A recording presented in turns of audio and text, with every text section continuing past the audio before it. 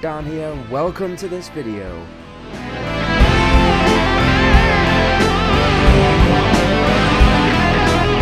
Today I bring to you a concise guide to improvising and building your own solo.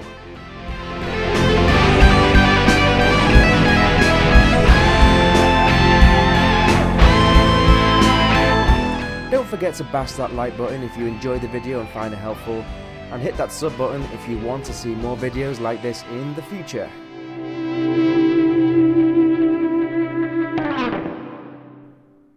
Okay, so we are going to base this video on the backing track that I played over in the intro. Of course, you can get access to this backing track and much more on Patreon via the link in the video description below, if you so wish. We are playing in the key of C, and there are 7 different chords in the backing track in total, within a few different chord progressions. These chords are C, D minor, E minor, F, G, A minor, and E7. However, in this video we're only going to look at certain parts of the backing track as examples. Now, the reason why I'm telling you about all the chords used here is because this will lead to my first tip. Know your key. Okay, so when I say know your key, this doesn't necessarily mean you have to know the name of every chord played, but often there will only be 3 or 4 chords at most that you'll be playing over in a given progression. So knowing these chords will be a big help, especially when writing solos. If you know the root chord, whether in a major or minor key, in this example that would be C, then you can start off with one main scale to work from, plot the notes of the root chords, and quickly pick up where the other chords will fit in around within that scale. This leads to my next tip, the natural minor scale. Now, if there was one scale I would urge every budding lead guitarist to learn, then it would definitely be the natural minor scale. Why? Well, imagine you are playing the minor pentatonic scale, right?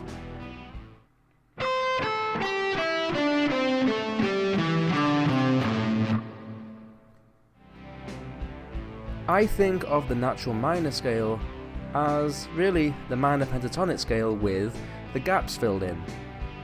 This makes the natural minor scale really easy to memorize.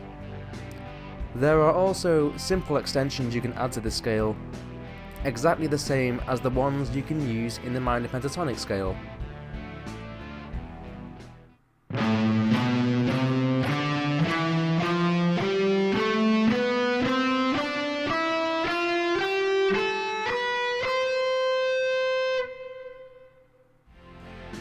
Timing your notes. Before we get into what notes we might want to use over which chords, firstly we simply want to get used to the different note lengths we can use over the tempo we're playing to. There are 5 main note lengths I would like to talk about. These are quarter notes, 8th notes, 16th notes, 8th note triplets, and 16th note triplets. Now, don't worry too much about what these note lengths are called, we just want to get the feel of them locked in. Trust me, after a while you'll find that you're not really thinking about the note lengths anyway, as they will start to come naturally. But you do want to spend some time practicing them to get used to them. Here is an example of the different note lengths using the natural minor scale.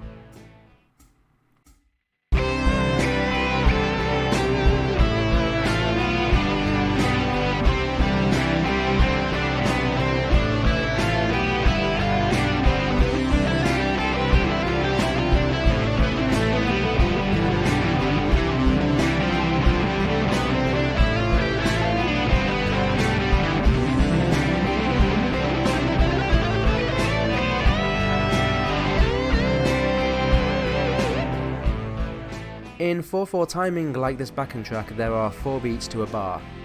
A quarter note is 1 note to every beat, an 8th note is 2 notes to each beat, a 16th note is 4 notes to each beat, and an 8th note triplet is 3 notes to every beat. a 16th note triplet is 6 notes to every beat, or you could think of it as 3 notes to every 8th note beat. Don't worry about that last one too much for now, but there are some cool licks you can play using that note length. I'm talking about the 16th note triplet. So spend some time playing around and experimenting with these timings.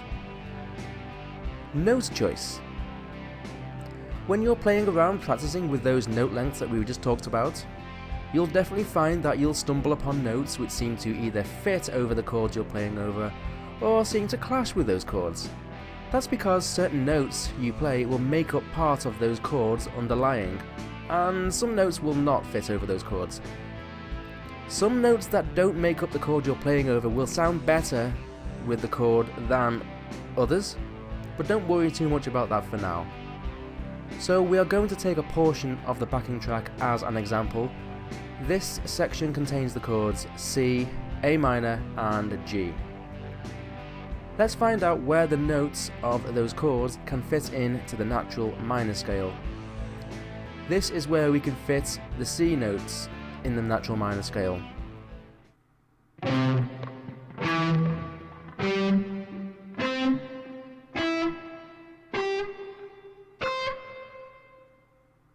This is where we can play the A minor chord notes.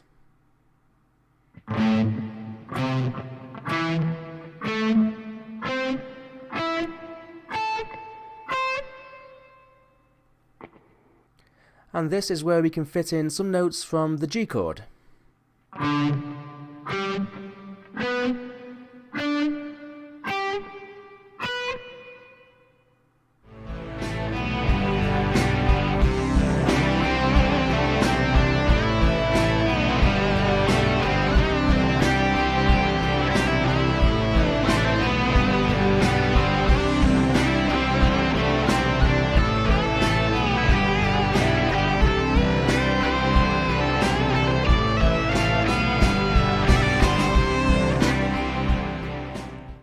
So here I played an example of a passage that will use some notes that fit over the chords backing us.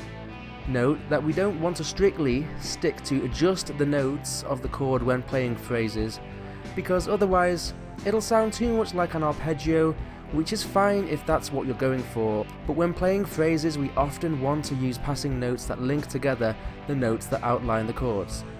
Just like, say when you speak, certain words are used as passing words that would link together main words to help the sentence flow and make more sense. For example, you wouldn't normally just say, I eat food, if you are hungry and want some food. You would say something along the lines of, I would like to eat some food. Phrase rhythms. A fantastic way that I often teach my students to practice coming up with licks or phrases is to firstly come up with a rhythm that fits over a bar. You can clap this rhythm out or pluck it with dead notes on the string at first a few times to make sure that you can remember it. Then attempt to play some notes within the natural minor scale to the same rhythm. The more you do this, the better you will get at it. So let's take this as an example tempo. So we have a 1, 2, 3, 4. Okay, now let's try to come up with a rhythm to go over it. So we have a whatever comes to your head first. I don't know, like a da da da da da da da da da da da da da da. So that'll be our rhythm. Now let's try to play this rhythm using notes from the natural minor scale.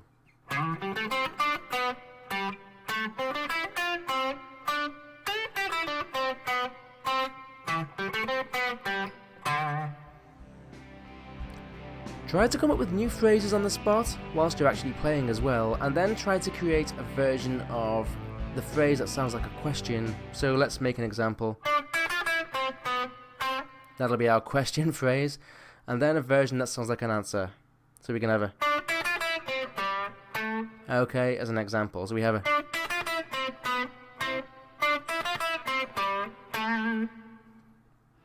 also, don't be afraid to sometimes focus on 1 or 2 notes and then milk them for all they're worth, especially when you start introducing string bends to your phrases. And when you're feeling more confident with this, then you can focus on making sure that you incorporate the target notes from the chords that are underlying. Playing in intervals. Experiment with playing up or down a scale in intervals. This can make the scale sound less like a scale, I guess. It can break up the scale and make it sound much cooler in my opinion.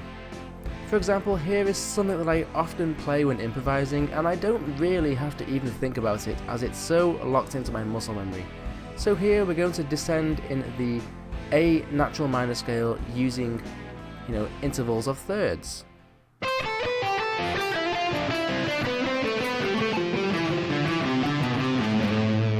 Okay, you can ascend as well. You can go either way. Sometimes I call this leapfrogging. Basically, we choose a high note in the scale, then play the note that is 2 notes below in the scale.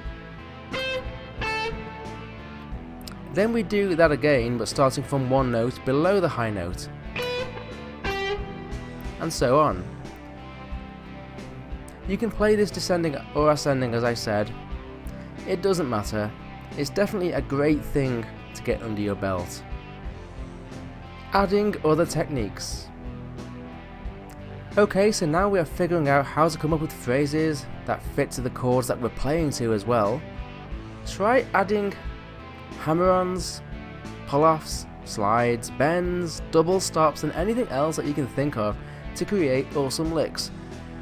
When writing your solos especially, it can be cool to find a nice pattern that uses a certain technique and then play it in different positions to suit the chords. I mentioned earlier in the video that a specific note timing we didn't get too much into, the fastest one that we mentioned, which was the 16th note triplets. You can do some pretty cool stuff with them. So I'm actually going to now replay some that we played in the intro that used that.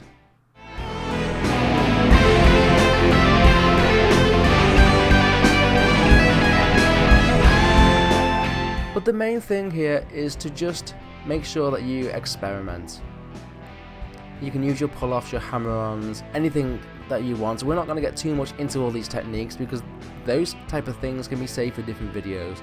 We just want to talk about how we can improvise here and how we can come up with ideas for solos. So just experiment and see where it takes you. Okay, so that's going to be it for this video. I really hope you got something from it, and I really am also trying to get as much information across as I can without making these videos too long and also without detouring from the subject.